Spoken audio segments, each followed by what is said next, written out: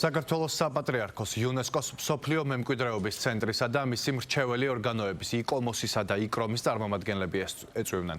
სტუმრებს საპატრიარქოს ტახტის მოსაყდრე სენაკისა და ჩხოროწყუს მიტროპოლიტმა შიომუ მასპინძლა. მხარეებმა მცხეთის ისტორიული და რელიგიური მემკვიდრეობის დაცვის გეგმა, კულტურული მემკვიდრეობის ძეგლების რეაბილიტაცია, სივრცითი დაგეგმარება და მცხეთის გენერალური გეგმის საკითხები განიხილეს. შეხვედრას საპატრიარქოს წარმომადგენლებთან ერთად საქართველოს კულტურის მინისტრის მოადგილე და კულტურული მემკვიდრეობის დაცვის ეროვნული სააგენტოს გენერალური დირექტორი დაესწრნენ. შეხვედრის დასრულების შემდეგ სტუმრებს საჩუქრად ჯვრები გადაეცათ.